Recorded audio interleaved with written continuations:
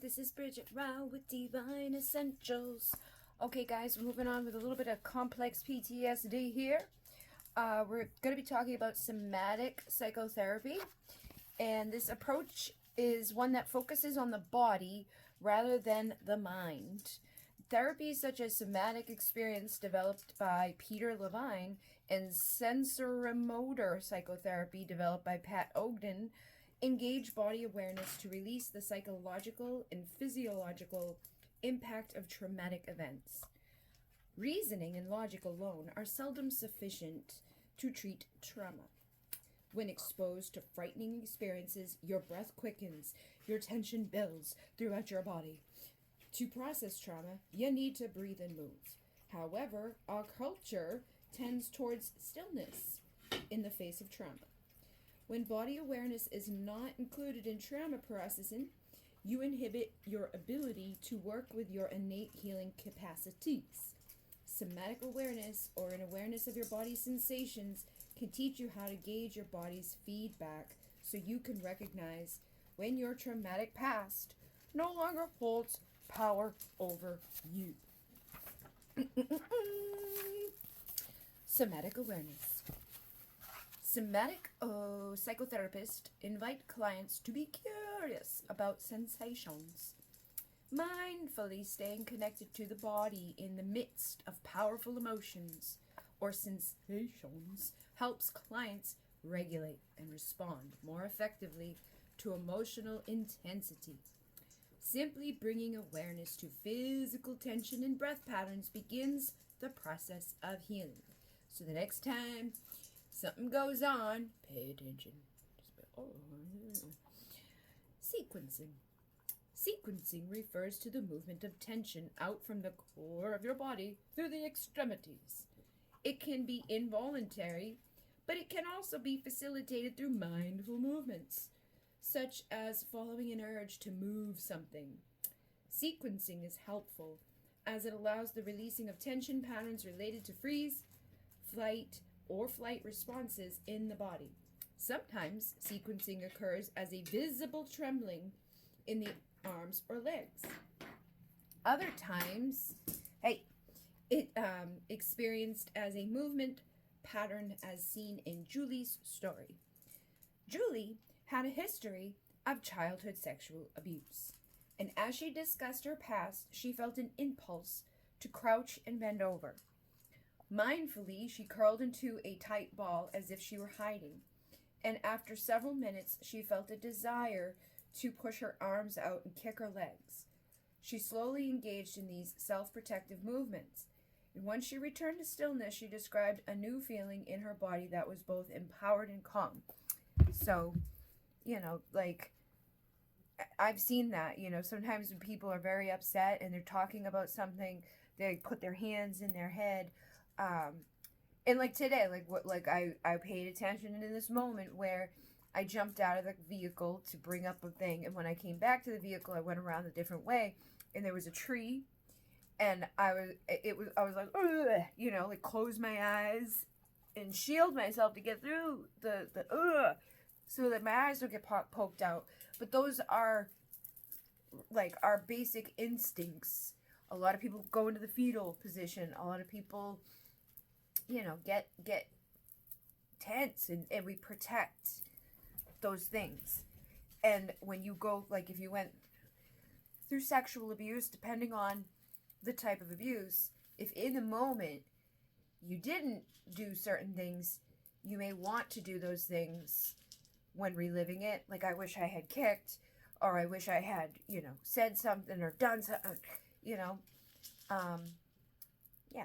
And sorry for all the noise. The dogs are eating. Just got home from work. But, you can pay attention to what do you want to do. Because a lot of us try to compose ourselves and we're still stunting ourselves. Instead of just, all right, it's a perfect example again. Same thing. Tonight, delivering. There was a guy outside coughing. And when he realized I was there, he stopped. He tried to, he was smoking weed. He was definitely smoking weed. But he was like, oh, girl. Hey, what's up? Have a good night. And just holding back the, you know, like he was trying not to cough. Grounding is the next part. Grounding refers to your ability to sense your body, feel your feet on the earth, and as a result, calm your nervous system. This concept sits at the heart of somatic psychotherapies. Grounding is a key resource for trauma and emotional overwhelm. Your senses, hearing, seeing, smelling, tasting, touching, are tools for anchoring yourself in the present moment. So, like, when I take people on a guided meditation, when we get back, when I did in-person events, a lot of times I would have people have a water and like something chocolate, or I would tell them to bring like a little snack, or you know, go outside, connect with the earth. All of those things can help you to ground. It doesn't have to be, people are like, how do I ground? Just setting the intention to ground is bringing your awareness back to, I'm grounding, I'm stabilizing, I'm connecting to my body, I'm being here, instead of, you know, working with parts. Treating complex PTSD often involves parts work as a way to understand avoidance, intrusive, and depressive symptoms.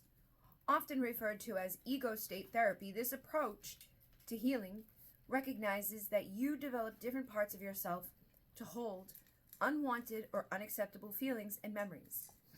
Ego states are often parts that reflect younger developmental phases of your life related to traumatic memories. This is why you might sometimes feel like a wounded child or a rebellious teenager. Parts can also represent an internalization from your family of origin.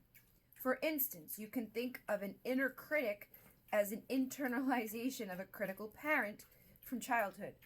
A lot of people would giggle or laugh at like the way I would like speak as my mom would be like, oh yeah, my mom was like when she was alive, because I would see her all the time and she was always like, and you can see it just comes through. But that's like for instance. While many therapies work with parts in the healing process, let's take a closer look at internal family systems. I had to put Sadie back on the bed. IFS therapy, internal family systems, which was developed by Dr. Richard Schwartz. He identified 3 kinds of parts: exiles, managers, and firefighters. Exiles carry the burden of trauma. They are the parts of yourself that you cut off from the conscious awareness as a way to distance yourself from painful memories and emotions such as rage, dependency, shame, fear, loneliness, or grief. Often these parts feel young. So exiles is like your shadow. Like when a lot of our shadow is like the stuff that we're like, oh, I'm just going to discard that part of myself. And a lot of things get discarded into that pile incorrectly, you know? Oh, I'm never going to be lazy. And it's like, dude, sometimes it's okay to rest and you're not being lazy. But your child mind doesn't know the difference of those things. So like if you take a nap as a child, later in life, you may feel guilty if somebody was like, stop being lazy, get up. As a kid, you would, okay, nap means lazy. And that can happen across the board, you know, like, oh, are you eating between meals? Then you're a fat ass. Like, I heard that a lot, like, growing up, like, shut your fat mouth. You know what I mean? Like, just, like, why are we throwing the fat in there anyways? Like, shut your mouth would have been sufficient, but shut your fat mouth, okay? So, growing up, I did have a lot of, like, I can remember, like, when I look back at the pictures, I'm like, I definitely wasn't a fat child, but, like, my whole life, I was like, I was fat, I'm fat. Like, I felt fat, always did, growing up, and a lot of my family members were larger, so I think there was also a fear of that, but I've never been fat, you know what I mean? I've been big, I've been 165 pounds, but it was bigness, it wasn't, I've never had, like, a big gut or anything that's like, you know what I mean? I just had a lot of me. But my growing up and like the awareness of things that I was seeing and hearing and taking, exiled within that stuff. Managers attempt to protect you from vulnerable feelings by staying in control. They tend to be overly rigid and self-critical, or rely heavily upon prescribed roles such as planning or caretaking. So where are you micromanaging? Like where are you trying to protect yourself from being vulnerable? Like even just that, like, right? Like if you start to tear up, you're feeling emotional and you're managing that. You're trying to micromanage your emotions. You're trying to be tough guy. You're trying to be strong when you don't need to be. It's like if you feel like fucking crying, cry. It's okay. We all do it. There's a reason for it. And the vastness of emotions that we have are there to be felt. Dwelling within one over another incessantly isn't what we should be doing, but a lot of us are like, we're always, I just want to be happy. I just want to be happy. But we could be happy in the moment if we just chose to be happy in the moment, but also didn't allow other things to take away from the fact that, like, just because you're sad doesn't mean that you're no longer happy. It's like all of these things are fleeting, and we need to be able to just be grounded and present without needing stimuli to excite us, without needing distraction to forget, without needing all of this micromanaged stuff going on, like, oh, it's not okay, and I keep hearing this thing about authenticity. Authenticity is the highest frequency that there is.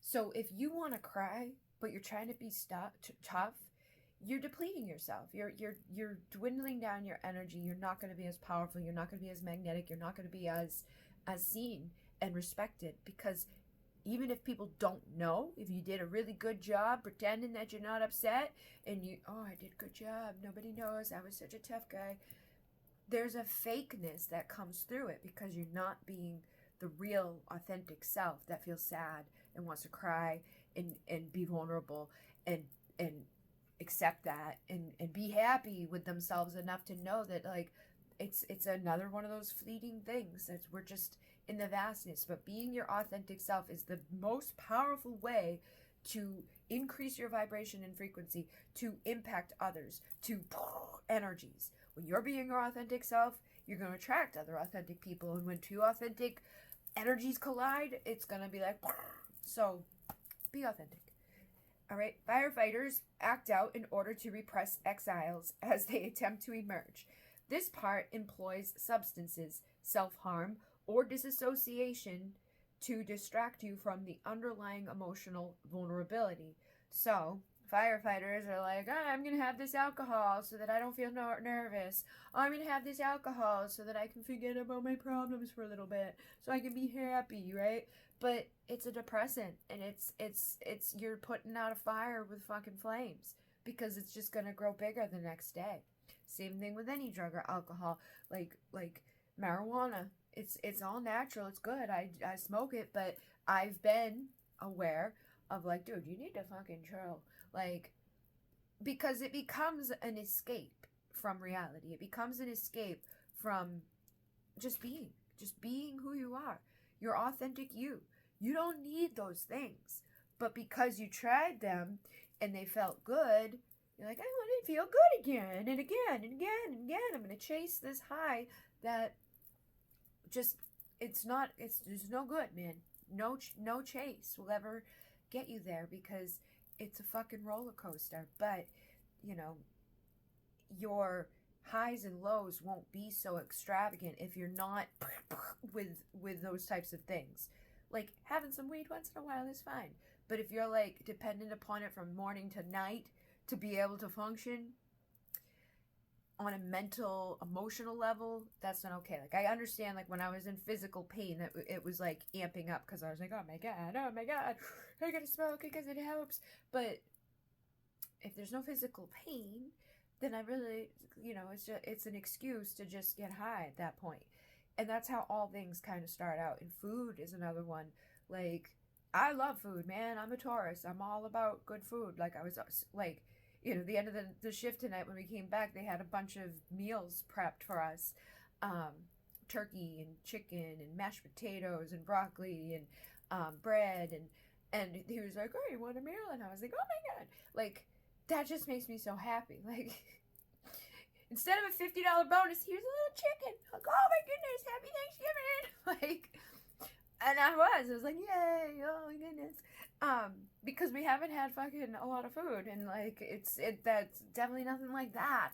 You know, I've been having like frozen pizzas every night, and I'm hungry all the time. I have my shake in the morning and like half a pizza at night, and I'm like, I just need food, but I'm trying to pay bills and survive, and the freaking grocery store is ridiculous. But if I had, you know, endless funds, like when I had a lot of money, I was being a little weird. At one point, I ordered like, for a while, more than one time, I would order like 10 boxes of Pop-Tarts at a time. And like, they'd come from like Walmart or Amazon, and I would just get like these like 10, you know, 8-packs or 16-packs, 16 packs, because I didn't want to run out. And I only had them like once a day, but still, that's it. That type of thing. I stopped eating that too. Now I have raisin bread every morning, cinnamon raisin bread every morning, and that's a much healthier alternative. But chocolate is another one of those things that's just like, it activates the same receptors in your brain as heroin. So sometimes we will do that. Sugar, caffeine, like Coca-Cola. I've been addicted to Coca-Cola since I was a kid. My mother always had Coca-Cola. My grandmother always had Cokes in the fridge. She always had a can of Coke. I love can of Coke. I don't want a bottle of Coke. Don't give me the bottle. I don't want a bottle of Coke. I want a can of Coke. There's something about it that's all like addicted up in there. But those are things that are firefighters. Like, oh, it's gonna help me with my headache. Oh, it's gonna help me with being tired. Oh, it's just good. I just need it. Like, we need to try to get back to, and nobody's perfect. It's okay to have a drink. It's okay to smoke some weed. It's okay to eat some chocolate. It's probably not okay to do some heroin. You know, you may want to avoid that because it's just not a good idea. But back in the day, they did prescribe it to people, and in Coca-Cola used to have cocaine, and that's, you know, neither here nor there. Those things aren't gonna solve your problems. Even the medications that are out there now do not solve problems. They make more. And it's so asinine to hear those commercials. I can remember being a kid and being like, why would anybody take that? Do you suffer from mild, like, bubbity beep? Like, something mild, man. And they're like, take this. Side effects may include, and it's like horrible, way worse things, and sometimes death. I'll take the mild fucking whatever over all of that. But I can see people, I know people in my life that I've seen, they just decline worse and worse and worse and worse because they keep going back to the doctor who's just piling on this firefighting bullshit that's not solving the problem. It's just masking it and causing all new ones. And we wonder why everybody's dying and sick and unhealthy and diabetes and boopity beebies and all these things. You're causing it by putting all that stuff in there and then not being your authentic self, and by chasing some unrealistic lifestyle that we all seem to think is magically out there. Even in your most ideal reality, things will still go wrong. Death will still happen. 11/11. I had to stop and start again, but the video at that point was 11/11. You know? Okay. So, the goal of IFS therapy is to develop your relationship to the self, which Dr. Schwartz describes as the core of who you are. When you are living from this center, you have the capacity to be calm, confident, and compassionate. The self is your own source of wisdom, of inner knowing. And when you reside in the self, you are able to regulate the other parts of you, allowing for an internal felt sense of trust, harmony, and connection. Like, I know over the years, like when I was an addict, right, chasing that high every day, like every day, and I was a functioning addict, so I would go to work every day and work doubles. Like, I would work at restaurants and be like, okay, I'm going to do, like, I worked at Red Robin and Chili's at one time. And I would just, like, always be working. But, like, in between those shifts, I would drive from Plymouth, like, 45 minutes away and sit there waiting for the guy to come so I could get my bag of stuff and do that. And then go and work the rest of that shift. And then go back out and see him again. And that's all I did. That's all I did every day was work to get high, to go home, to work, to go home, to boop, boop, boop, boop, boop, boop. And in it, it was like, it was so necessary because I don't want to get sick. I can't without it. But then, like, when it's out of me and I'm functioning again, and it's because, like, opiates would give me, like, the worst stomach ever.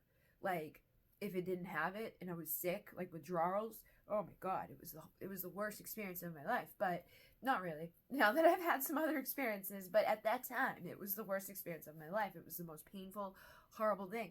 The only way you could really not go through that is to go to detox or to go to a methadone clinic. And that's what I ended up doing. I went to detox more than once, didn't work a few times because I didn't want to go at those times. But then when I decided to go to the methadone clinic, it was my decision. And I was like, I'm going to go there and I did. And the first day that I went there, like, they start you off slow so that they don't kill you because they don't really know, they can't trust. They ask you how much you've been doing a day, but some people will lie. So they start you off on like 10 milligrams and then they go up for a little bit. Like every day when you go in, you let them know if you want more. My mother was up to like 700 and something a day. I went up to 50 and was like, I'm good. I was good because by then, right, 10, 20, 30, 40, I was 5 days out at that 50 mark. It was making me feel a little boop boop. So I did that for 3 months. And then for the following 3 months, they take you down a milligram like every day. And so by the end of 6 months, I was off of the drugs and off of the methadone and good. My mother had been like on it, like she had take homes and stuff. And then she started messing around with like Adderall. So she would like bring home her take homes and sell those or trade them. So then on the days that she would have to go there to get her take homes and they dose her in the fucking place, she would be a hot mess because she wasn't taking them all the other day. She was doing other shit. And then the day she would go in there to take that dose, oh my God. It was like she would just fall asleep. She fell down the stairs one day, fall asleep in the fucking in the bathroom upstairs, and then get mad at us because she fell down or fell asleep. And we'd be like, Mom, because she'd be like burning a hole or, yeah, like that type of stuff. So, like, she was escaping life. Like, there was no need of that much of it. And there was no need of the take homes because the 6-month thing was perfect. It was like, all right, I'm good. And I'm good. And it got me off. And I did heroin one more time after that. And I almost died.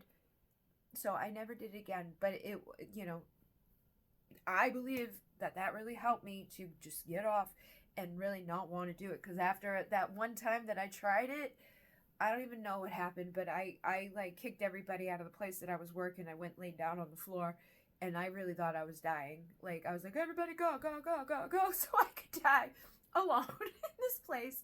And then I just laid down and I woke up and it was dark out and there was no lights on inside of the place and I'm on the ground in a fucking restaurant alone.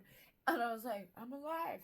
And I could hear music coming from the bar next door and I'm like, but before I fell asleep, I did see like legs, like white glow legs. Like, it was weird. And there was other times that I should have died, but I did not die. And I do believe that those times I was saved. But even, then it's like we usually are escaping something. We're trying to do that. So try not to do that. And then in practice, it says, a body scan is an essential tool that helps you develop somatic awareness. Explore this guided practice. All right, so we'll do this one tomorrow because it's a pretty long thing, and this one's already pretty long. So tomorrow I'm going to take you through this practice of a body scan. Boop, boop. Okay, so get ready for that. In the net. Namaste.